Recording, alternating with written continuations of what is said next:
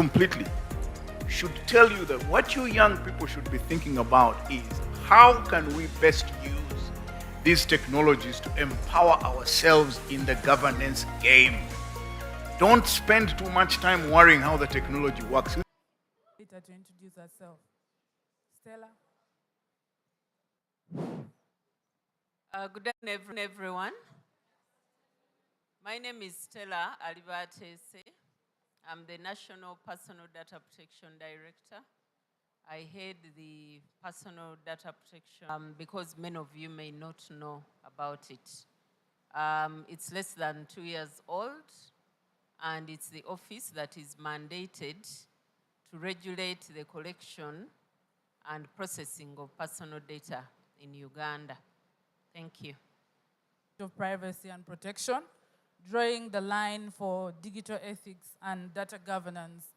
And I think it's a good time for us to get to understand what is data ethics and digital governance. And I will invite Gerard Businge to just give us a bit of what you understand by that.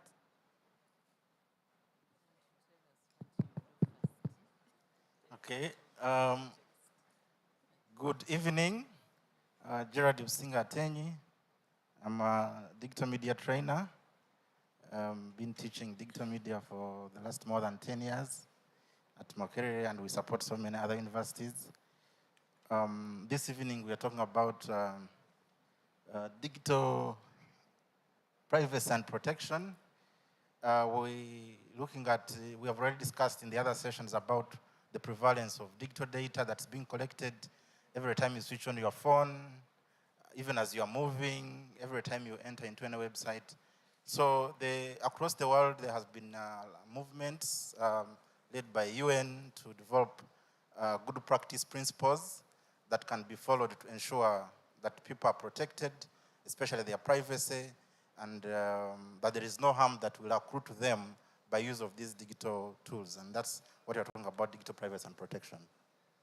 Thank you so much, Gerard. I think now at this point, as we get into the discussion, I just wonder, when you post on social media, do you wonder who would then access the content you post on social media? Is it private? Is it public when you post on social media? And at this point, I will invite Stella to just give us a comment on the topic. Thank you very much, Sandra. The topic that we have today, which is digital privacy and protection, is very important, especially in relation to data ethics and yet. You know, all Makerere dons are doctors. So I'm willing it to you. So as Gerard indicated, these digital ethics are those data practices. I came in a little bit late from the previous session, and I picked some of the issues that were being discussed in the question and answer session. And many of them were about questions like, how do they use my data? Where is this data stored? Who do they share this data with for us to discuss? When I look around the room, many of you are very young. I may be the oldest in this room right now. But many of you are already on social media. You post on a daily basis. Some of you are addicted to posting. One of the things that I normally tell people who use social media, it's very addictive. First of all, we are never forced to go on social media. So when you're on social media, think about it. All of us here are over 18. Why do you join social media? You want to connect. How will you connect? By seeing other people on these platforms. When you're on social media, you want to share your life story, maybe. Or you want to share what's happening with you. So even without being forced, you start posting. How many of us know people who post like at 6 a.m. when they've just woken up? They enter their car at 7:30 and they post. They reach the office at 8:30 and they post. Their boss annoys them and they post. This is not Google telling you to post. It is something that you're doing. I know that there's a lot of work for me to do, for government to do, for civil society to do, for all of us here to do. Because most of this information, we provide this information willingly.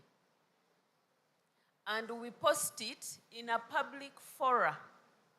We know that when you post on Facebook and you've not used those privacy settings the lady here was talking about, it will be public. Sometimes I can even just put privacy settings, so I can see everything that is going on around me, but they are not very rare to see me post pictures of my children. Why are we posting? You know, it'd be a private space, but these days we post. So I thought it was very important for me to talk about these things, because as we talk about the misuse, the biggest work is also within us. Must you post everything? Must you activate your location details? You know, someone travels and immediately 1,000 people are able to see this person is in California. What happens if someone has been targeting your house and they want to steal your things? That is the best time, because they can track exactly where you are. Now, despite our behavior, the issue of digital ethics and data governance comes up because these organizations that collect this information have a responsibility to protect us. They have a responsibility to tell us, to inform us. You can easily see that are easy for you to understand, so that you're able to make an informed decision. That when I post on Facebook, this is how my data will be utilized.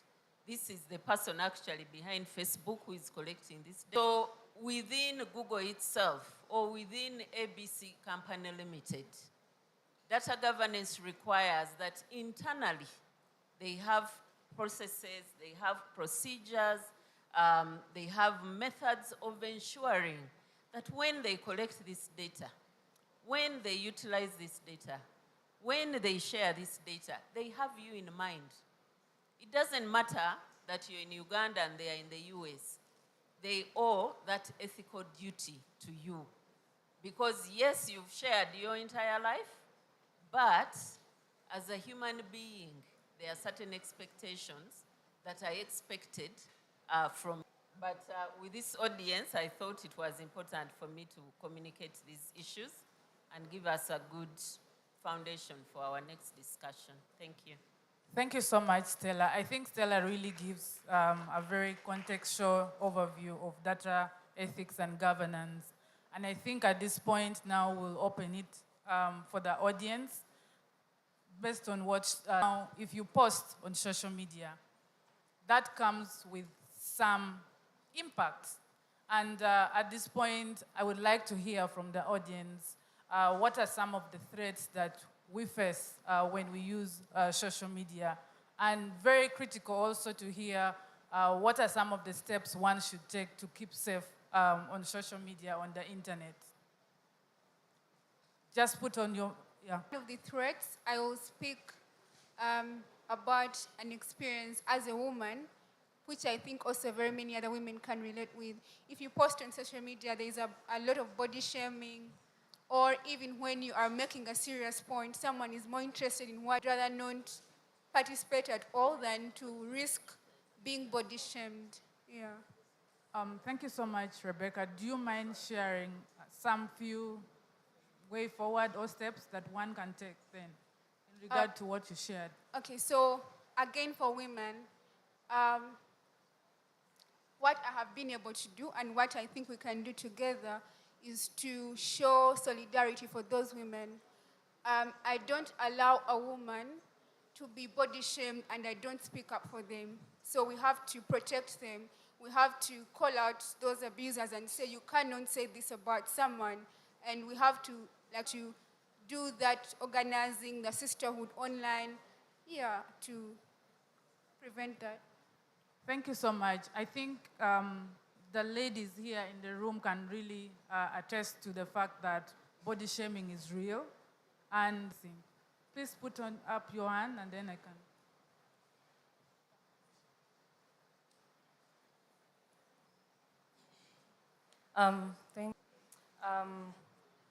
We talk about mental health and depression and all that.